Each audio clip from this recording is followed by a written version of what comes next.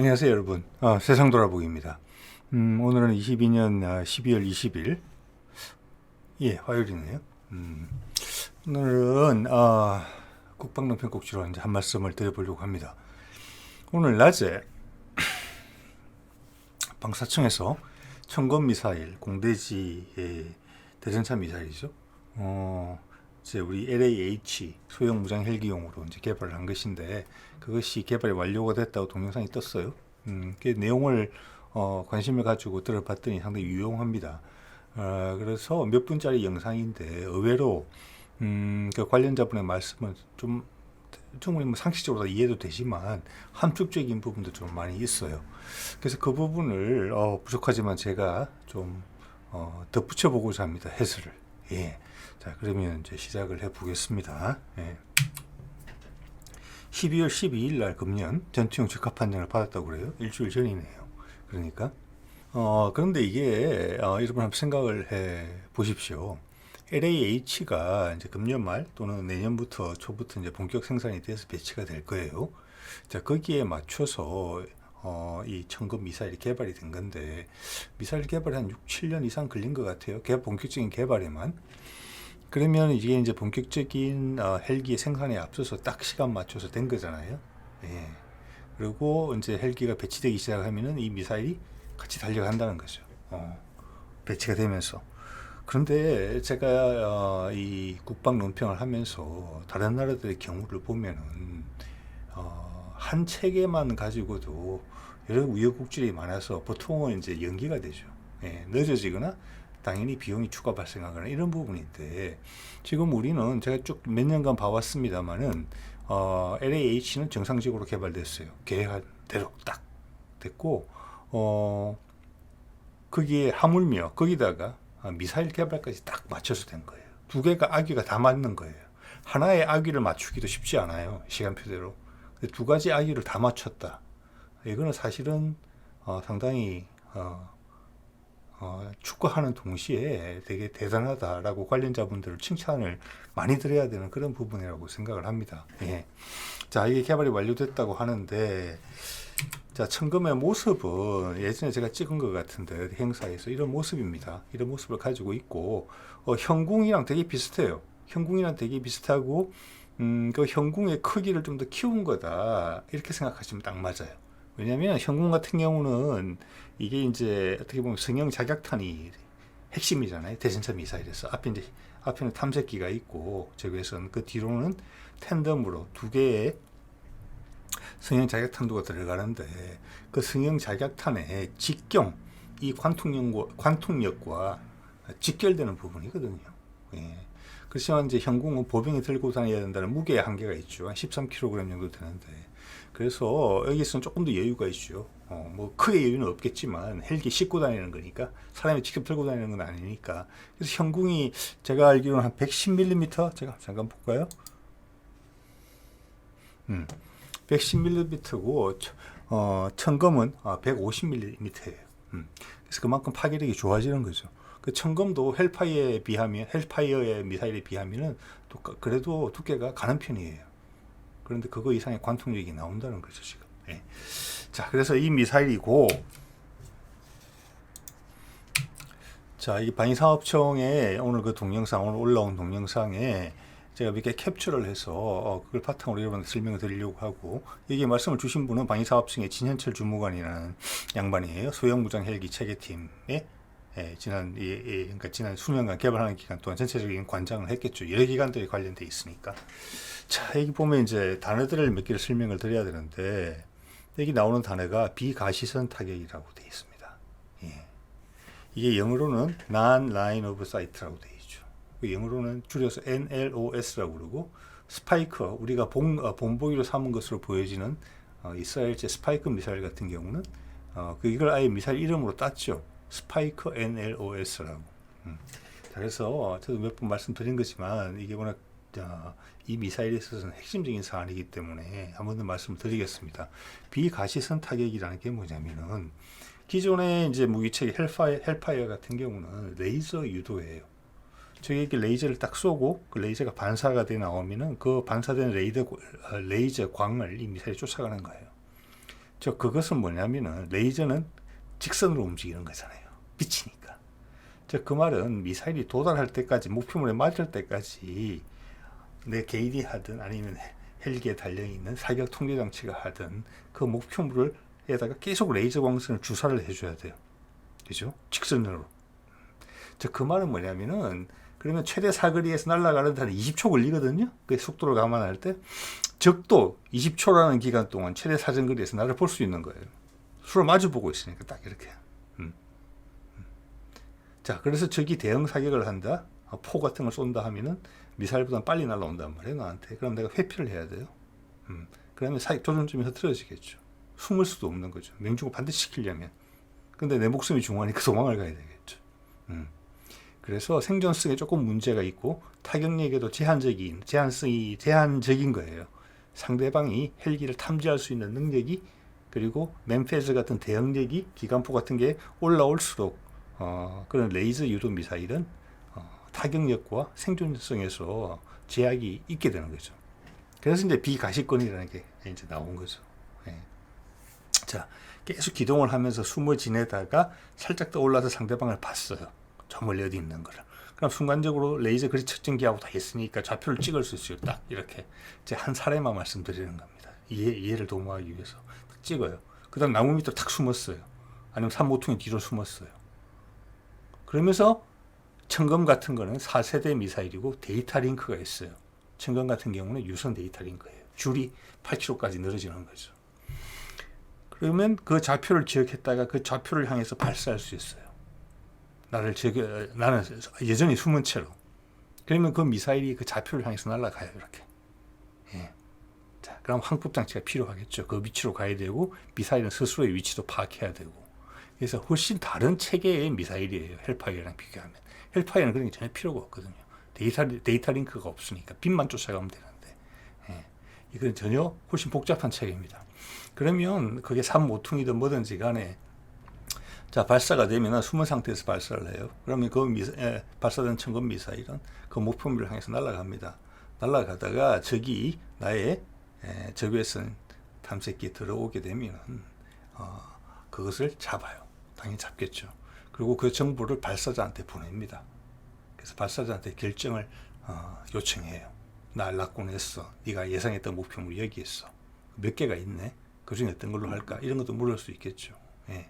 그럼 그때 발사. 이겁니다. 그렇기 때문에 생존성이나 타격의 공격성이라는 면에서 훨씬 낫다는 거예요. 또 하나는 헬파이어 미사일 같은 경우는 동시에 여러 목표를 조준할 수가 없어요. 레이저 광선을 여러 군데 쏠 수 없는 거잖아요. 예. 비록 미사일은 16발을 달고 있지만 최대 사거리에서 쏜다 그러면은 적에게 20초씩, 한 발당 20초씩 소요가 돼요. 하나 격파하고 그 다음 거 조준해서 또 발사하고 레이저 광선 조사하고. 즉 그거는 게임에서만 가능한 이야기죠. 실제 전장에서는 그렇게 놔두지 않겠죠, 상대방이. 그렇지만 이 청검 미사일 같은 경우는 그 미사일 자체에 각각의 센서가 있어요.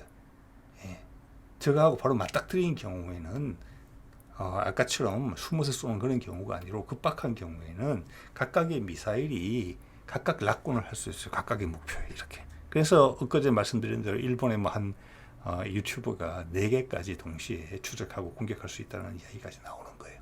왜냐하면 LAH에 4발까지 달리는 것으로 되어 있으니까 4가지 목표로 각각 미사일이 따라갈 수 있어요. 그 4가지 다른 목표를 동시에 공격하고 피할 수 있죠. 왜냐? 20초 동안 레이저를 쏘아주지 않아도 되니까. 미사일이 그 다음 알아갈 거니까. 알아서 날아갈 거니까. 그래서 진정한 발사 후 망각이 되는 거예요.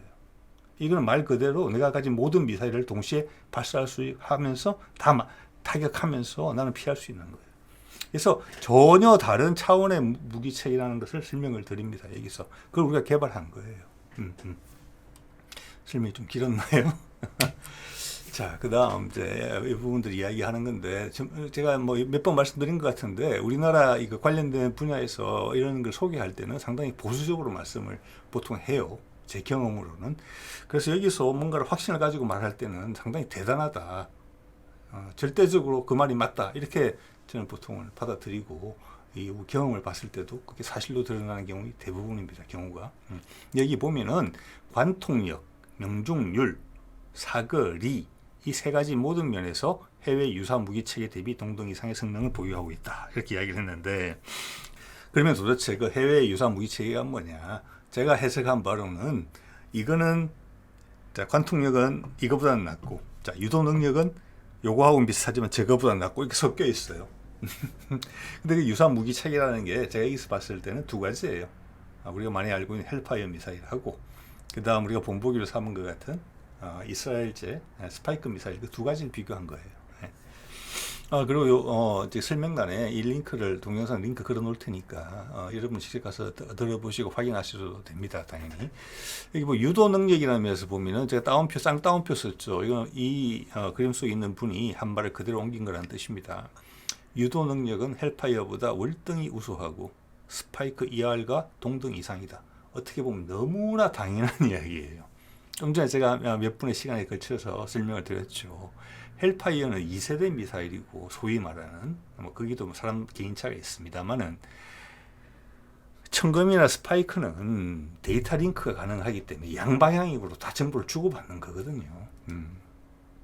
그렇기 때문에 4세대로 평가가 돼요. 상관없이 2세대 차이가 나는 거예요. 예. 자, 헬파이어 미사일은 70년대 개발된 거예요. 그리고 스파이크 미사일 같은 경우는 90년대 개발된 거예요. 우리는 2020년대 개발한 거잖아요. 예. 헬파이어 미사일하고는 자그마치 50년 가까이 기간이 차이가 나요. 50년 동안 아무런 개선도 그 다음 차기 모델을 못 낸 미국의 문제죠. 그 당시는 엄청난 미사일이었겠죠, 당시에. 예. 스파이크 ER1보다도 우리는 20년이나 뒤에 개발된 미사일이에요. 똑같다는 게 오히려 이상하죠. 그러니까 당연한 이야기예요. 세대란 면에서 헬파이어보다 월등히 우수하고, 이런 월등히 우수 이런 표현 제가 공직에 있는 사람 잘 안 쓰죠. 너무 잘난치 않은 거니까. 그렇지만 이 말을 썼어요. 비교가 안 된다는 뜻이죠. 실제로도. 자, 스파이크 ER과는 비슷하거나 나을 수 있다. 왜냐? 우리는 스파이크 ER 개발하는 것보다 20, 30년 그들의 시행착오를 다 보고 추후 어떻게 개량하는지를 보고 개발한 것이기 때문에 충분히 나아질 수 있는 것이죠. 그러니까 너무나 당연한 이야기를 한 거예요. 네. 자, 그 다음 관통력이라는 게 이제 핵심이죠. 여러분 그 형궁 우리 대전차 미사일 휴대용, 그게 관통력 얼마인지 아십니까? 균질 아변 강판 RHA 기준으로 900mm로 되어 있어요. 그래서 제블린의 일반형, 보통형보다 조금 더 좋은 것으로 되어 있어요. 자, 그런데 이것은 어떻게 되어 있느냐? 1400mm 이상일 것을 의미해요. 왜냐하면 헬파이어2가 이 두 가지 말씀을 해요. 이 양반이 지금 헬파이어2와 버금간다, 동등 이상이라는 뜻이죠. 그와 동시에 헬파이어2의 관통력이 세계 최고 수준이라는 것까지 같이 이야기를 한 거예요. 즉 헬파이어2의 관통력이 얼마냐? RHA 균질 아변 강판 기준으로 1400mm예요. 14cm예요. 그게 세계 최고 수준이라는 거예요. 지금 이런 형태의 대전차 미사일에서 헬기에서 발사하는 거예요. 자, 그리고 우리 청검이 그 정도가 버금간다. 즉 개발할 때 목표가 그거였다는 이야기를 하시는 거예요. 그런데 그간 50년의 기간이 있었잖아요. 그래서 더 얇아진, 더 작은 탄두로 이 성과를 이뤄냈다는 게, 그게 그만큼의 기술력의 차이예요. 성형 자격탄을 만드는, 두 개 다 물론 다 텐든 탄두죠. 예. 그리고 무게가 훨씬 가벼워요. 우리는 35kg이고 얘네들 거는 최신 거는 한 50kg 가까이 돼요. 49kg 정도. 그럼 13, 4kg 차이가 나잖아요. 그런데 발사 속도는 또 더 빨라요, 우리가. 그리고 여기서 유일하게 언급 안 하는 부분이 있는데, 사거리. 자, 이것도 동등 이상일 거라고 봅니다. 자, 스파이크 ER 기본형하고 헬파이어가 8km거든요. 그 이상은 된다. 이런 이야기를 하는데 그 부분은 공개를 안 하더라고요, 여기서. 네. 자, 그래서 좀 전에 말씀드린 것처럼 이 모양도 비슷하죠. 이게 전 세계에서 주력인 대전차 미사일들이에요. 청검과 유사한 성능을 가진 4세대 미사일이에요. 헬파이어한테 좀 미안한 이야기지만 헬파이어는 이게 끼지를 못해요. 세대가 안 맞아서. 그래서 미군은 오래된 미사일을 계속 쓰고 있는 거예요, 지금. 그걸 여러분 아셔야 돼요. 네. 워낙 국방 관련 언론에서 커뮤니티에서 너무나 환상을 많이 심어놔서 이런 말이 아직도 어색하신 분들이 계실 것 같아요. 자, 우리가 모델로 삼은 건 저겁니다. 왼쪽에 있는 스파이크 ER 딱 저거예요. 네. 자, 이게 보시면 스파이크 ER이 있고 스파이크 LR이 있어요. 이 두 차이는 뭐냐? 하나는 천금이고 하나는 현궁이에요. 그렇게 보시면 돼요. 자, 개발 연도를 볼까요? 스파이크 ER이 1998년, 스파이크 LR 휴대용이 2004년이에요. 자, 이게 뭘 의미하는 거 하니? 이스라엘 같은 경우는 이런 미사일을 개발하자. 이게 최초거든요. 4세대로는. 장을 열은 미사일이에요. 그러니까. 그 뒤에 꾸준히 개량형도 나오는 거 보면 베스트셀러가 맞아요. 이 미사일은, 스파이크 미사일은. 이스라엘 같은 경우는 먼저 헬기에서 발사할 수 있는 버전을 먼저 개발했어요. 그 마음에 드는 거예요. 아주 효과적이고. 자, 그러면 이거를 보병용으로도 만들자. 이렇게 건너간 거예요. 그래서 보병용으로 2004년에 나온 거 아니에요. 자, 그래서 이거는 우리 현궁의 모델이 됐고, 스파이크 ER은 천금의 모델이 됐죠. 이스라엘 같은 경우는 ER을 먼저 개발한 다음에 그 기술을 바탕으로 개인이 휴대할 수 있는 수준으로 보병 전투 상황에 맞게 줄여서 만든 게 LR을 만들었어요. 근데 우리는 거꾸로 된 거예요. 거꾸로. 우리는 보병용을 먼저 개발했어요. 현궁을. 예. 그러니까 그때 개발했을 때 사실은 천금의 많은 기술이 개발이 된 거예요. 모양도 똑같잖아요. 크기 차이가 어느 정도 있는 거거든요. 물론 유선 데이터 링크라는 부분이 들어가지만 기본적으로 형상이나 구조, 탐색기, 그리고 성형 자격 탄두, 이중 탄두, 그리고 유도 방식 이런 것들이 그때 결정된 거예요. 대부분이. 자, 그래서 현궁을 먼저 개발하고 우리는 천금으로 넘어온 거죠. 그런 차이가 있다고 보시면 될 것 같아요. 예. 이거는 이제 국방과학연구소에서 정리한 자료입니다. 예. 자, 헬파이어 미사일 조금 말씀을 드려야 되겠죠. 이거랑 비교가 되니까. 이게 1970년대 개발된 거예요. 예. 그래서 2세대고, 그 다음에 3세대가 나왔고, 4세대가 나왔어요. 그래서 헬파이어 미사일도 개선하기 위해서 여러 가지 시도를 했지만, 본격적인 개선은 없었다고 보는 게 맞아요. 예.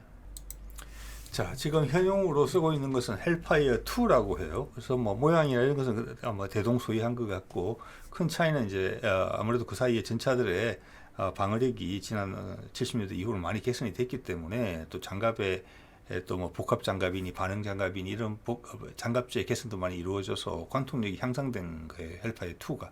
아까 헬파이어하고 비교도 하지 않고 헬파이어 2랑 비교를 했죠. 예. 그래서 헬파이어 2의 관통력이 세계 최고고 이런 유의 무기에서 즉 이것은 스파이커보다도 헬파이어 2의 관통력이 세다는 이야기를 하는 거예요. 1400ml잖아요. 그래서 우리가 이 정도를 맞췄다. 즉 거꾸로 우리 방사청 이야기를 종합하면은 스파이커의 4세대적인 최신의 유도 방식을 써서 생존력과 명중력을 엄청나게 향상시켰고 타격력은 또 그 타격력 분야의 1등인 헬파이어 2를 따왔다.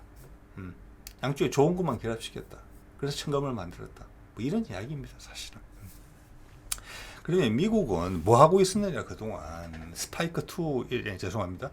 스파이크 미사일이 저런 등장해가지고 새로운 면모를 보여준 게 있고 공격 헬기의 생존성과 타격력을 현격히 향상시킬 수 있는 요소고 그들은 이미 이제 이라크 침공 때부터 어떤 기존 공격 헬기의 생존성이 크게 저하됐다는 걸 알고 있으면서도 왜 무장을 안 바꿨냐 이런 의문이 참 제기가 돼요. 그래서 그거는 구소련이 붕괴되고 미국 단독 체제로 접어들면서 미국 전체가 좀 느슨해졌다, 긴장이 풀어졌다 이렇게밖에 해석이 안 되는 부분이에요. 자, 미국에서도 아파치 헬기 그림 속에 보시는 것처럼 스파이커 미사일 여기는 NLOS죠. NLOS면 저거는 무선 데이터 링크입니다. 유선에서 한 걸음 더 나아가서 그 아파치 헬기에 적용하는 그런 실험을 했는데 제가 봤을 때는 이 목적은 뭐냐면은 저 업계가 미국 이제 육군에서는 지금 아시다시피 차세대 헬기 개발 프로그램을 미국에서 하고 있지요. 그래서 최근에는 뭐 벨의 V280이 일단 기동 헬기 모델로 1차적으로 선정된 그런 모습이 나왔는데 업계는 별로 그 미 육군의 의견이 방향이 별로 탐탁지 않았던 거예요. 자기들은 기존 헬기로 계속 더 이미 감가상각 다 이루어진 거잖아요. 거기서 더 많은 이윤을 뽑고 싶었던 거예요. 그래서 미 군에서 그렇게 이야기하면 업계는 보잉 같은 경우에는 보잉이 이제 AH-64 아파치 만들고 있으니까 아니다. 이거 훨씬 더 나아질 수 있다. 이런 기술들을 더 적용하면 된다. 라는 것을 보여주는 시연하는 목적으로 이게 써졌었어요. 지금 이게. 예. 근데 결국은 아니다. 26년까지 생산 중단해라. 결론이 난 거죠. 그리고 그 다음 헬기로 진행하는 것으로 지금 가속도를 붙이고 있는 거잖아요. 이제 미국은 급하거든요. 이제는. 네.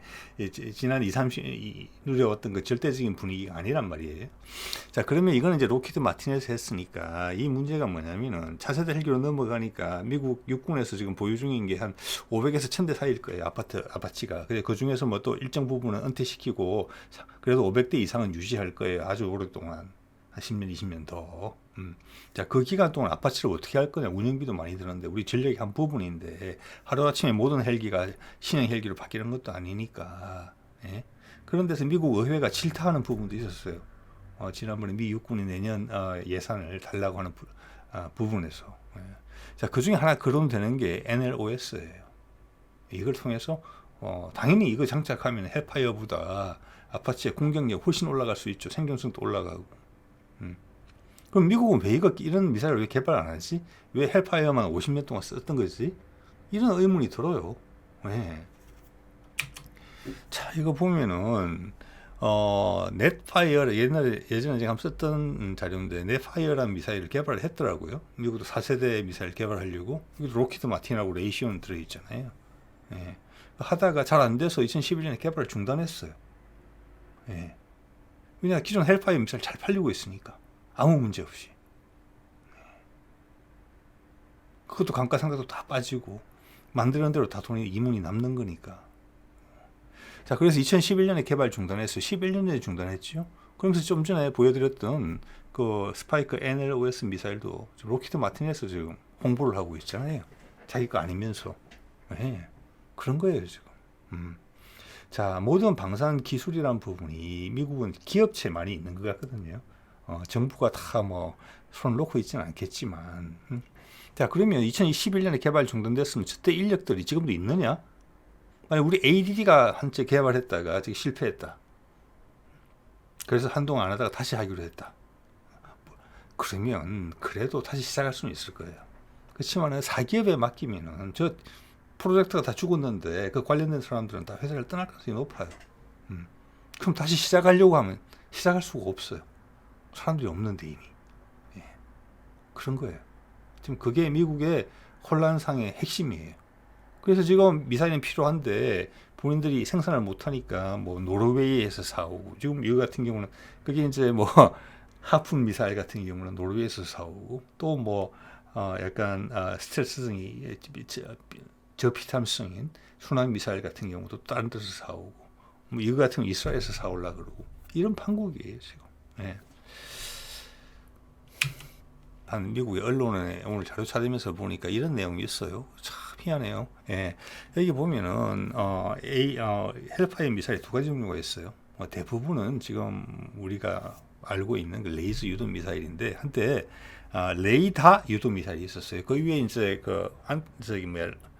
아파치 중에 롱보우 레이더라고 달린 거 있죠. 예. 그래서 그걸로 찾아서 거기서 전파를 발신해서 지상에 있는 적을 파악하고 파악한 적에게 또 전파를 집중시켜서 그 전파를 반사되는 전파를 따라가게 하는 미사일을 개발한 적이 있었어요. 그게 이제 L형이에요. 여기 빨간 줄 꺼놨죠. 그런데 이 내용을 보면 대단하다고 계속 이야기를 하고 있어요. 너무 대단하다. 그래서 뭐 안개가 꼈다거나 뭐 기상이 안 좋거나 화염이 있거나 상대방 연막을 치거나 그래서 레이저 광선이 도달하지 못하는 경우에도 이 레이더로는 적을 찾을 수가 있다는 거예요. 그 이야기를 하면서 이게 대단한 미사일이라고 그래요. 했는데 뭐라고 돼 있느냐? 이런 이미 검증된 이런 효율성에도 불구하고 이 레이더 전파를 쫓아가는 형은 생산이 2005년에 중단됐다. 성능이 좋은데 왜 중단해요? 아닙니다, 그거. 왜냐하면 그 레이더라는 것이 지상에는 적의 아군과 적군을 구별하기도 어렵고 그만큼 덜 효율적이었던 거예요. 전장 상황을 나한테 그대로 실시간으로 전달하는데 이스라엘 사람들이 그래서 적외선 방향으로 간 거예요. 미국은 이걸 오랫동안 이러다가 결국 2005년에 조용히 물러났는데 그거를 언론에서는 이렇게 이야기해 주는 거예요. 이게 우리나라의 많은 국방 언론에서 이렇게 이야기하고 있는 겁니다. 예. F-22 랩터 최고의 전투기죠. 최고의 전투기인데 왜 은퇴시켜요? 은퇴하는 바로 전날까지 최고의 전투기라고 공부해요. 은퇴하면 아무 말 안 하고 그냥 시간 지나길 기다려요. 그런 거거든요. 이것도 그렇습니다. 예. 자, 그런 패턴을 봤기 때문에 또 관찰이 됐기 때문에 여러분한테 한번 한 말씀을 드려봤습니다. 예. 자, 그러면서 미국이 내놓은 거는 이거예요. AGM-179라고 JAGM이라는 걸 로키드 마틴에서 내놨어요. 로키드 마틴 보십시오. 이거 개발해서 내놨죠? 아까 NLOS 이스라엘 거 갖다 팔 수 있는 기회를 또 모색하고 있어요. 2022년 8월 금년 몇 개월 전에 생산 결정이 됐어요. 모양은 지금 헬파이어랑 똑같아요. 똑같은데 두 가지 기능을 한 군데로 합친 거예요. 레이저 유도하고 레이더 유도를. 그래서 어떤 상황에서라도 잘 쓸 수 있게 타격할 수 있게 타격의 효율성을 높였다 이렇게 파는 거예요. 홍보하는 거예요. 제가 보기에는 이거는 몇 세대라고 불러야 될지 모르겠어요.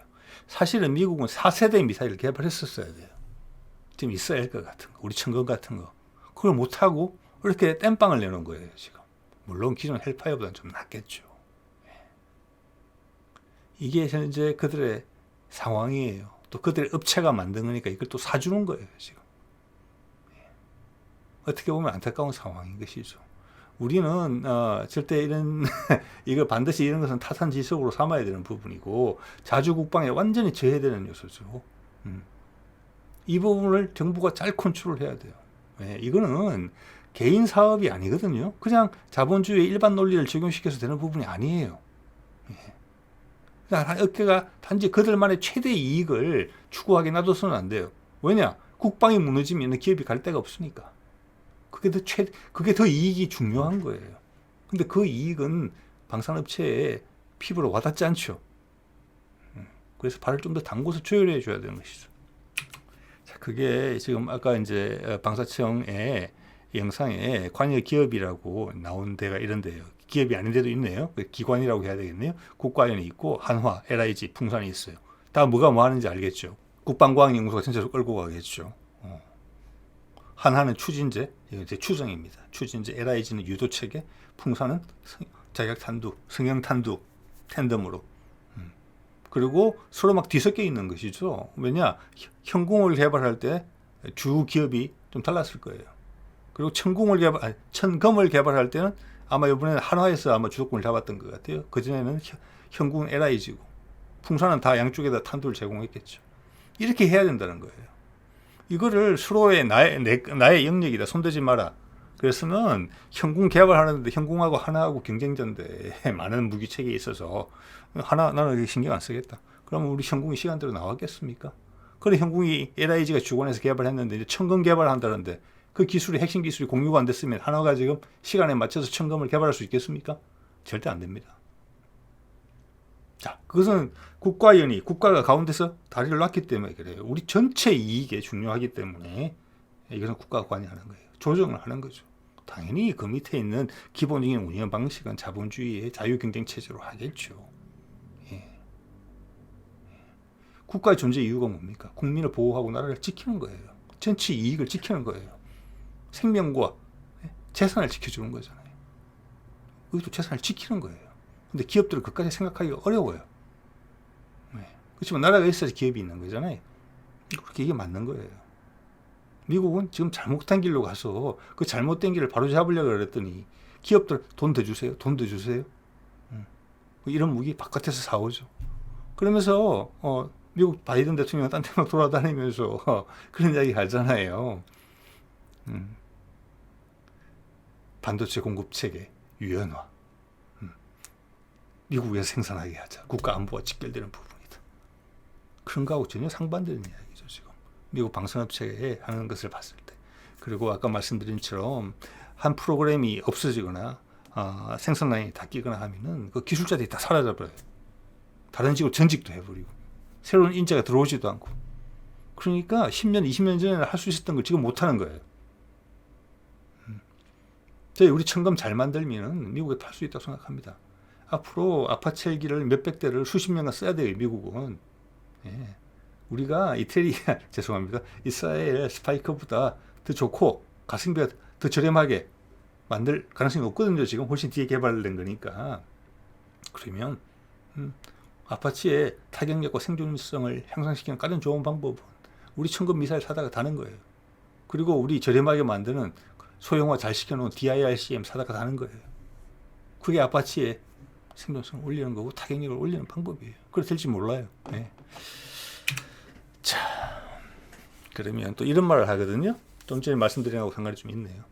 밑에 순수 국내 기술 개발로 뭐 이해가 되죠. 전량 수입에 의존하던 기존 공대지 유도탄을 대체 가능하다 이렇게 돼 있는데, 여기서 기존의 공대지 유도탄이라는 것은 비행기 발사는 아니라고 봅니다. 헬기 발사형 대전차 미사일을 이야기하는 것인데, 그럼 우리가 기존에 쓰고 있던 헬기에서 발사하는 대전차 미사일이 뭐가 있느냐? 두 가지밖에 없어요. 네. 그래서 이게 하나 궁금한 점이 생기는 거예요. 토론의 여지가 있는 부분이죠. 자, 토우 미사일 있어요. 우리 500MD 헬리콥터, 잠자리 헬리콥터, 그리고 코브라 헬기. 이제 이 두 개가 다 우리 LAH로 대체될 거니까 토우 미사일도 사라지는 거예요. 저거는 뭐 대체될 것도 없고 저건 사라지는 거죠. 토우 미사일은. 네. 헬파이어도 50년 됐는데 50년보다 더 전에 개발된 거니까. 그 다음 헬파이어 미사일은 아파치에만 쓰고 있단 말이에요. 자, 그래서 저는 이제 이 방사청의 이야기가 궁금한 거예요. 전량 수입에 의존하던 헬파이어 전량 수입에 의존하죠. 우리 한 500발 정도 산 것 같은데 기존 공대지 유도탄 대체 가능하다. 그러면 남은 거는 토우 미사일은 이야기 논의의 거리가 아니에요. 왜냐하면 더 이상 수입할 필요가 없으니까. 그럼 헬파이어를 대체 가능하다 이렇게 이야기를 한 거란 말이에요. 그죠? 근데 이거는 여러모로 해석될 수 있어요. LAH에 헬파이어를 달지 않아도 된다. 그럼 원래 계획이 그랬으니까 당연한 것이고, 두 번째는 뭐냐면은 아파치에 헬파이어를 떼고 천금을 달 가능성에 대한 이야기를 좀 한 것이 아닌가 이런 생각이 든다는 거예요. 왜냐? 엄청나게 바람직하죠. 공격력, 생존력, 아파치 헬기 값이 얼마입니까 한데? 조종사도 2명이나 그 소중한 목숨이 둘이나 타고 있잖아요. 네. 그거 천금으로 바꿔 달면은 공격력과 생존성이 다 높아지잖아요. 왜야? 그렇지만 그들의 무기 체계에 과연 우리 거를 인테그레이션 할 수가 있을까라는 문제에 딱 부딪히게 되는 거죠. 그렇게 되면 통합하는 걸 허가할까? 보잉이? 그리고 돈을 엄청나게 높게 부르지 않을까? 이런 걱정이 우선적으로 탁 튀어나오는 거잖아요. 그런 사례가 많았으니까. 네. 자, 이겁니다. 우리가 타우루스의 마음을 들어서 타우루스를 F-15 보잉 거잖아요. 통합하는데 우리 한 5, 60대 가지고 있잖아요. 네. 자, 아파치 우리 36대 가지고 있잖아요. 그때 비용, 이거 이제 관련된 분들이 하신 이야기에서 제가 따온 겁니다. 금액은 정확할 겁니다. 그 비용 한 대 통합하는데 우리 60대 정도 가까이 있는데 800억 원 줬어요. 그리고 밑에 JDM이라는 이 포탄 F-16에 다는데 통합하는데 F-16 같으면 로키드 마틴이 되겠죠. 200억 줬어요. 예. 그러니까 우리가 무기 체계가 있더라도 달려면 부담스러운 거예요. 예. 돈을 주고도 사정을 해야 되는 경우죠. 그래서 이 사례가 지금 이제 떠오르는 거예요. 저는 한국형 스마트 폭탄 있죠. 기존 멍텅구리 폭탄에다가 위에 키트를 달아가지고 아주 정밀한 폭탄을 만드는 거죠. 특히 우리 같이 산악 지역에서 산의 후사면을 정면에서 돌아서 공격할 수 있는 그런 영향까지를 부여하는 거란 말이에요. 이걸 우리가 개발을 했는데 이게 500파운드짜리일 거예요. 이거가 통합이 안 시켜주려고 했는지 돈을 엄청나게 달라고 했든지 둘 중 하나일 거예요. 자, 그럼 이 포탄 자체는 가격이 얼마나 하거든요. 이제 키트도 포탄 자체는 멍텅구리 포탄이니까 비쌀 리는 없고. 그래서 우리가 이걸 어떻게 해결했습니까? 이 시스템에 통합 안 하고 그냥 태블릿, 아이패드나 갤럭시 패드 갖다 놓고 그걸로만 조정한 거예요. 그렇게 하고 있잖아요. 그래서 제가 생각한 데는 아파치에도 이런 방식을 적용하면 어떨까, 충분히 가능할 거라고 생각이 들어요. 그 보잉에 요청하지 않더라도. 그래서 방사청에서 저렇게 애매모호하게 이야기했을 때는 어느 정도 가능성이 있기 때문에 이야기한 걸로 봐지거든요. 예. 왜냐하면 좀 전에 말씀드린 것처럼 그런 사례들이 많이 있었기 때문에 아파치에 분명히 개발자들은 다 알고 있는 거죠. 천금이 아파치에 장착이 돼야 된다는 것을. 그래서 뭐 이거와 똑같지는 당연히 않겠지만 제조사에 요청하지 않고 그것을 우리한테 장착해서 활용할 수 있는 그런 방안에 대한 고민이 있었을 것 같다. 이런 생각을 해보게 되는 겁니다. 예, 우리도 앞으로 아파트 7기 36대 돈 많이 주고 샀는데 수십 년 써야 되거든요. 예. 자, 그리고 다음 이야기를 해보면 향후 첨가물 다양한 파생 모델로 개발될 전망이다. 이건 뭐 전망인데 미래에 대한 이야기를 좀 해봐야 되겠죠. 시간이 많이 지났는데. 자, 미래의 방향에 대해서 이야기를 하는 건데 탄두가 다양화될 수 있다 이야기를 해요. 사거리 연장이 될 수 있다 이런 이야기도 해요. 예, 다 이해가 되는 부분이에요. 그리고 지상 또는 해상에 발사대에서 발사하여 목표물을 공격한다. 자, 지상 발사형도 되고 이것을 참수리 같은데 발사할 수도 있어요. 예, 지금은 130mm 그 로켓탄을 개조한 걸 쓰고 있죠. 유도한 거. 근데 이게 사거리가 얼마 안 돼요. 근데 이 사거리 연장형 NLOS 같은 경우는 30km 넘어가거든요. 그런 것을 염두에 두고 있다. 이미 활용되고 있죠. 해병대에서도 이스라엘제 스파이크 NLOS 사거리 32km짜리를 데려다 쓰고 있잖아요. 그래서 그 지대지 유도탄은 그것을 의미한다고 봐지고 또 지대지에서 사용하게 되면은 반드시 현재는 저게 기갑 차량에 대해서만 목표로 현재는 저게 기갑 차량만을 목표로 삼고 있지만 향후 이게 일반화 시키려면은 저게 벙커나 이런 걸 공격할 수 있는 탄두가 필요해요. 그래서 이게 비싼 무기 체계인데 단지 고폭탄을 넣을 것 같지는 않아요. 그냥 성형 자격탄 넣고 나머지 하나는 열 압력탄 같은 그런 것을 활용해서 정밀 타격용으로 쓰면 될 것 같아요. 저기 벙커나 지하 기지 같은 곳을 정밀 타격하는 목표로. 이게 한 발당 최소 1억 대는 넘어가는 그런 미사일거든요. 예, 그래서 그런 것을 생각해 볼 수 있어요. 탄두 다양화를 발휘할 때는. 저는 그렇게 생각하고 뭐 건물 공격용 같은 걸 감안하면은 탱크 포탄 같은 데서 생각을 해보면은 저게 뭐 지휘부나 콘크리트 벽을 관통할 수 있는 그런 역량까지도 요구될지 모르겠지만 그거는 이 미사일을 쓸 계제는 아닌 것 같아요. 다른 무기 체계도 저렴한 체계 많이 있거든요. 그래서 저게 지휘부, 지하 벙커 이런 데 생각이 드는 거예요. 우리 현무 탄도탄에 열 압력탄 쓰는 것처럼. 예. 현대판 화염 방사기죠 어떻게 보면. 네. 자, 다양한 전장 환경을 대비해서 이제 미래 방향입니다. 현재 이런 기능을 갖고 있다는 이야기가 아니에요. 좀 전에 말씀드린 좀 전 슬라이드부터는 미래에 이렇게 파생형이 나올 수 있다는 이야기를 하는 거예요. 미래의 개선 방향 가능성하다. 그리고 이것은 이미 이제 이스라엘 같은 경우에서 지금 20년 이상 운용하면서 이 방향으로 이미 갔기 때문에 이런 것은 현재 크게 어렵게 느껴지지는 않아요. 무선 데이터 링크.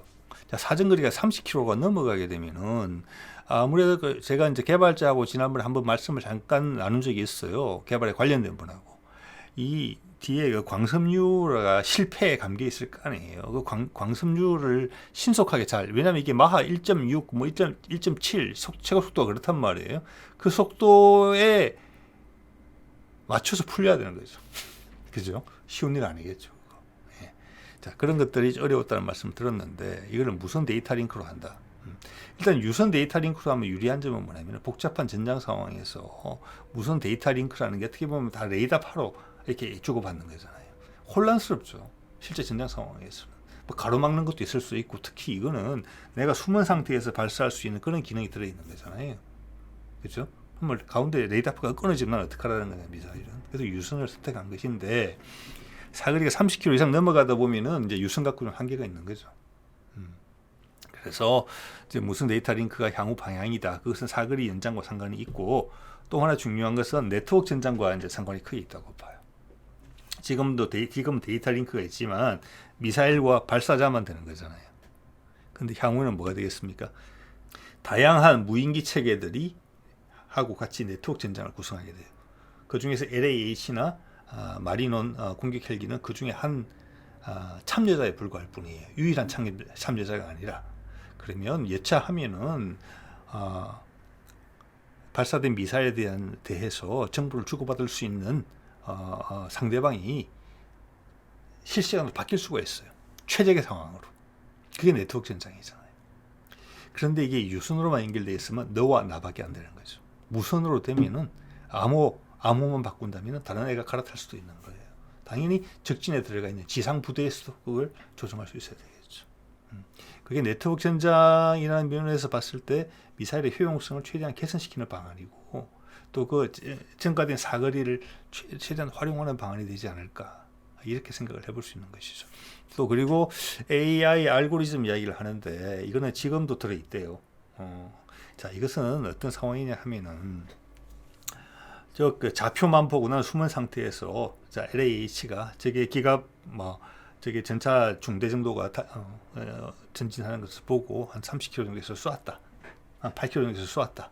자, 그러면 그 좌표를 보고 처음에 날아가다가 그 상공점 돼서 자기 이제 적외선 센서를 켜고 각 미사일들이 목표를 찾을 거잖아요. 그럼 여러 가지 복잡한 전장 상황이 있잖아요. 그 중에서 락곤을 하는 거예요. 그게 AI의 도움이 필요하다는 거예요. 물론 기존의 방식은 뭐냐면 현궁하고 똑같이 생각하시면 돼요. 그 락공을 하는 거예요. 그러면 이제 내가 조종수가 이제 결정을 내려주는 거죠. 넌 요거 공격해, 저거 공격해. 자, 그것을 AI가 대신할 수가 있게 됐다. 그렇지만 현재의 수준은 뭐냐? 적이 정지되어 있는 상태의 경우에 그렇다. 그것은 모양이 계속 바뀌기 때문에 그렇다고 봐요.